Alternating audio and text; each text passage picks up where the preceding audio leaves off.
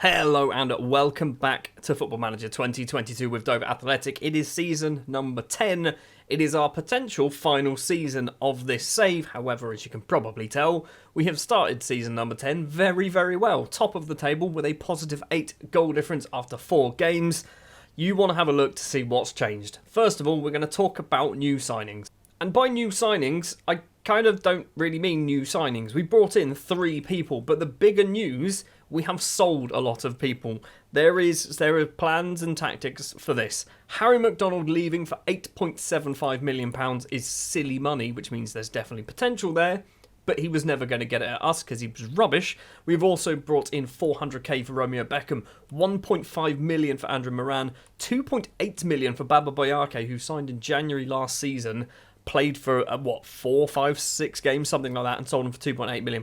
That's absolutely ridiculous. If we go back as well to last season, Hayden Muller leaving for £7 million, Silko Thomas leaving for £1.4 million.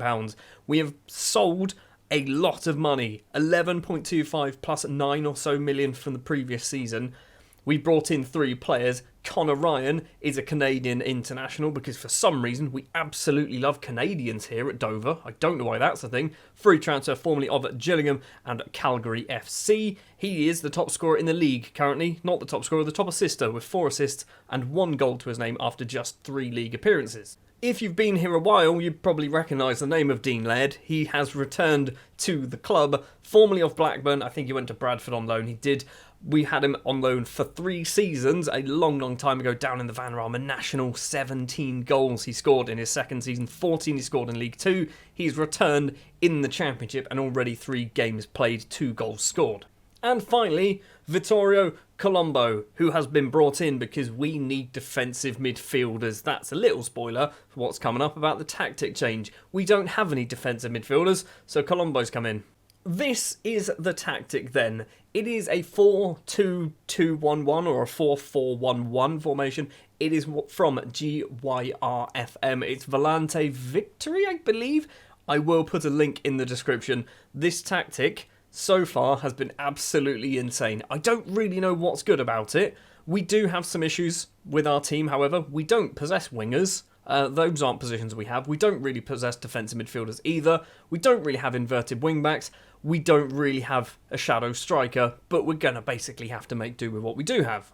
And this is how the season has started. Beating Blackburn, Middlesbrough, Bristol City and Wigan in the league. Scoring, 3, 6, 7, 8, 9, 10 goals in the league. Conceding just 2. We've also beaten Aldershot and Bristol City once again in the Carabao Cup. Setting up 3rd round tie against Charlton. We are going to be playing at Portsmouth and probably Norwich in this episode. I'm going to very briefly, show you the team. So as you probably know, I often do individual training for my players to make sure they understand their positions properly, which is quite handy because it means that we can start training people as inverted wing-backs. You can see we've got Chio and Kensdale as our goalkeepers, Noel and Reid Stephen as our right-backs.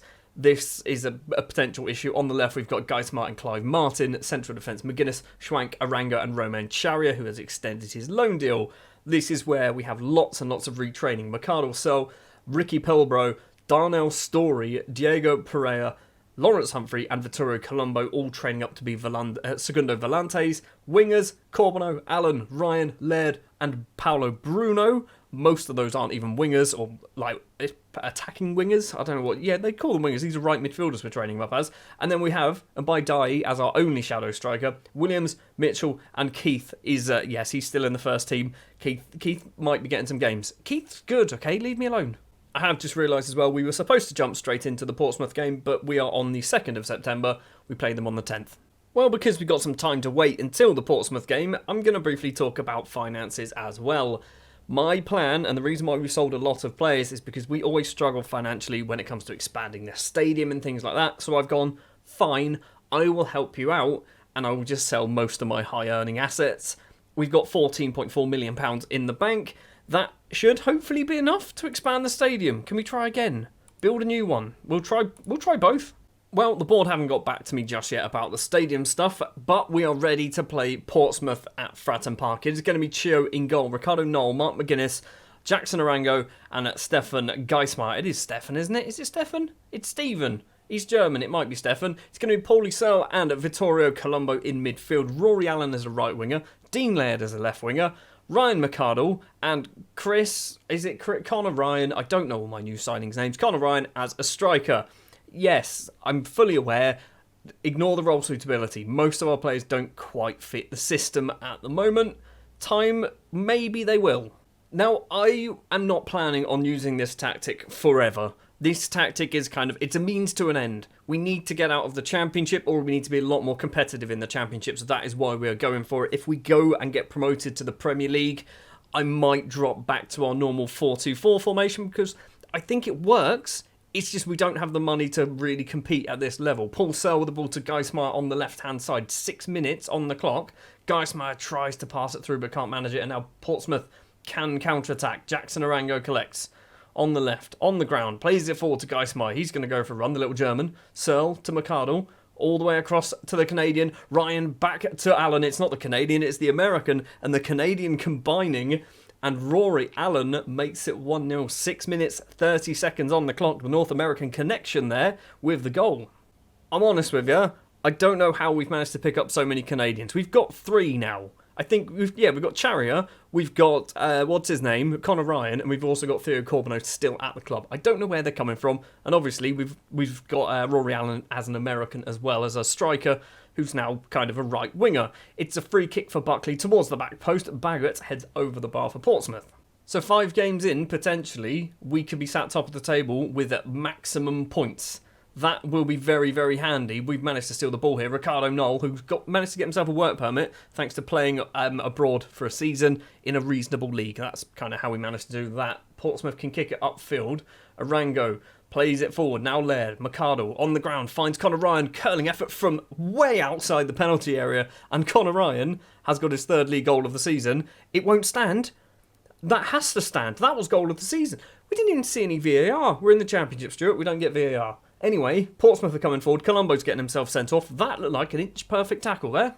Right, this is definitely a problem with this formation. We do seem to get a lot of players sent off. I don't really know why. McArdle's just going to drop back to be a Segundo Volante. This might balls up the entire formation. I don't know. Well, it's not ballsed anything up just yet. Half-time is still 1-0.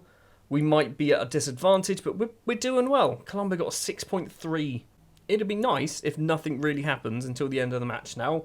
Just take the 3 points. Maybe we can get ourselves another goal. Ryan to Mark McGuinness at the front post. He heads over the bar. 60 minutes played. It's an injury. It's an injury. I was about to pause it to sort out, pause it, words, and sort out some subs. I can speak good English. Right, Diego Pereira is going to come on for McArdle. Even though he can't play as that Segundo Volante, he's training there. Don't worry about it. Dean Laird, do we bring you off? I mean, we need to look at our subs bench and what are the options that we have. We need, really, a right winger or a centre-back. Arango probably needs to come off for Clive Martin. Sure, I'm worried Arango's going to get himself a 2nd yellow card and we go down to 9 men. Portsmouth coming forward, although their free kick was appalling, wasn't it? Back to the goalkeeper then, who had some interest in the summer that I rejected. He got annoyed, and I still managed to keep him at the club. Ryan's in on goal, and that should have been in. That should have been in. He's blazed it over the bar. Well, despite the fact that we are down to 10 men, we're still putting up a decent enough fight. As I say that, Jack Tucker makes it 1-1. And looking at the match ratings, Ricardo Knoll is the man taking the blame for that one, as he's dropped to a 6-4. Final couple of minutes, another injury.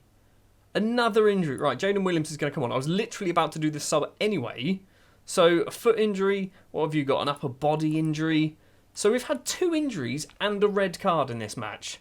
And we still might get away with at least a point. McGuinness has the ball for us. Plays it all the way back to Chio.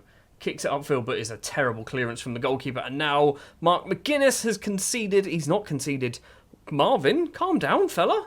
Marvin just decided he wanted to try and score an own goal, and luckily our goalkeeper stopped him from doing it.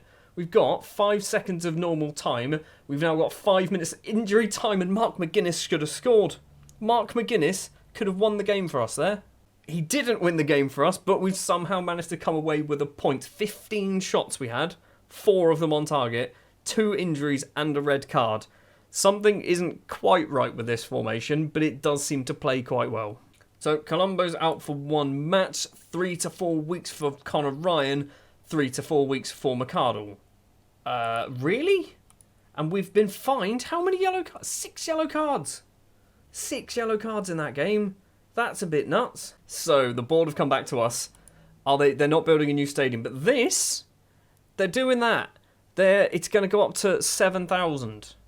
They're building 2,000 seats. I mean, is that enough? I don't know. I don't think that's enough. It's going to be finished. They're going to start it in the summer next year. So, potentially, when we move to the Premier League, notice I said when, not if. When we move to the Premier League, we're going to have a 7,000 capacity stadium come the end of November. That's a small stadium. Anyway, we're going to go forward and now play Norwich. For the Norwich game, we are back to, I was going to say full strength. It's not full strength, but we've got a lot more players back because we had an international break before the Portsmouth game, which meant quite a few people basically couldn't play. So it's Chio in goal, Adrian Reed-Stephen as the right back, McGuinness, Charrier and Geismar round off the defence. Charrier was on international duty. Pereira and Paul Searle in the middle, Corbeau and Laird on the wings, Dye and Allen as our strikers. For this one, Dye, again, he was away on international duty, which is why he didn't play in the last match. So we are still top of the table, although we're technically joint on points with Derby, but they've got a game in hand. I'm not quite sure how that works, to be honest. We're on game number 6. Derby and Watford, I think, are on game number 5. So the Pompey game was an extra one for some reason. We've got a free kick in a good position. It is Theo Corbeau, one of our many Canadians, whips that into the top corner. 13 minutes and about 40 seconds on the clock. Lovely forward roll from the Canadian. It's 1-0. I need to keep an eye on fitness and yellow cards. Right now, 20 minutes in, everyone seems to be doing all right fitness-wise. No yellow cards as well to speak of. So, was it just the Pompey game? Norwich, possibly with a chance of their own then. Half an hour on the clock. Pert Harris is going to go for a run. Plays it on the ground. Applethwaite, great name. Tucks it past the goalkeeper. It's 1-1. We did kind of give them the ball there, didn't we? Apparently that was a counter-attack. Lovely. Already into the final 5 minutes of the first half. Searle plays it back to Charrier. Searle gets it again on the ground. Dye back to Searle. Not the best pass from Searle to Dye, was it? We are passing it around, trying to make our way through. Geismar control. Searle, Geismar, lots and lots of space to run into. 3 in the box, potentially. Paulie Searle whips the cross in instead. Theo Corbeau's not going to get there. And now Norwich, possible counter-attack again. Hassan Arkin's going to get there in front of Mark McGuinness. Mark McGuinness can get there though, and Chio, who was already on the ground, can stop the Mubway, possibly, effort. One of these days I'm going to learn how to say people's names. At half-time it is 1-1. I mean, are we going to go from winning 4 games in a row off camera to drawing 2 in a row on camera, which was basically how last season went and why we weren't very good and we didn't get into the playoffs? Ryan with the goal kick for Norwich. Baptiste to Mbewe. Good interception from Laird. Paulie Searle gets it back to Dean Laird on the left-hand side, on the ground to a Norwich player. Strange pass, and now we've decided to... There's another yellow... That's another red card. That's another red card. 2-2, everybody. Right, Dye's going to drop back, and unfortunately, I think we're actually going to do that. So we are going to bring on Ricky Pilbro for his debut, by the way. He's going to come on as a Segundo Volante. We're going to put Dye up front. What is going on with these 2, double yellow cards? I guess we're probably tackling hard and that's causing some issues. Ricky Pilbro to Dye. Paul Searle on the ground doesn't find Laird. And Norwich can counter-attack into the penalty area. I think he's a fullback. He's hit it wide. He's definitely a fullback. Probably should have scored that one, shouldn't they? It is Ryan with a goal kick. Is that Matt Ryan? Surely not. He's going to be about 50, isn't he? It's a kick upfield again for Norwich on the left-hand side. Reed-Stephen can steal it and then gets tackled anyway. Corbeau, the goal scorer for us, finds Dye, takes a touch, takes it around the goalkeeper, hits the outside of the post. We should be leading. 20 minutes left to play. Do we look at doing some subs? Fitness-wise, we are not looking great, are we? Dean Laird's going to come off for Ricardo Knoll. I like that. Ricardo Knoll on the left wing. That sounds like a good idea because he can't tackle. Do we also do Stevie Schwank for Reed-Stephen? I think we do. 15 minutes left to play. I mean, at this point, I'd take a draw. I'd definitely take a draw. It's a whipped cross, and what a save that is from Zhao Chio. Instead, actually, it's a free kick. Final couple of minutes of the game. Watford are playing Derby, so that is a top-of-the-table clash. Well, near top. It is going to be another draw on camera, another red card in this match as well. Something isn't quite right with this formation. I can't quite put my finger on it, but we've managed to get 5 bookings again in this match. That's 11 bookings in 2 games and 2 red cards. Just out of interest, if we have a look at team overview, I guess, is that where we can find it? Or is it team stats? Red cards, 2 teams. So we have picked up 2 red cards, 19 yellow cards in 6 matches. That's not right. There's definitely something going on. I assume everyone has tackle harder. Like, everyone must have tackle. Yeah. I mean, I think I need to take some of those off because it's causing us some issues. Let's take the tackle harder off both of those because those are the players that seem to be the ones getting red cards. Anyway, that is going to do it for this episode. Next episode, I don't think we're going to go too far forward. We might go around sort of end of October, start of November time. It's there, isn't it? It's Nottingham Forest and Derby, assuming they're still in and around this title picture, and assuming we are as well. Thank you very much for watching episode 1 of season 10. If you did enjoy, do please remember to leave a like, subscribe, YouTubey stuff, all the buttons, click the thing, share it with people, and I'll see you next time. Thanks for watching.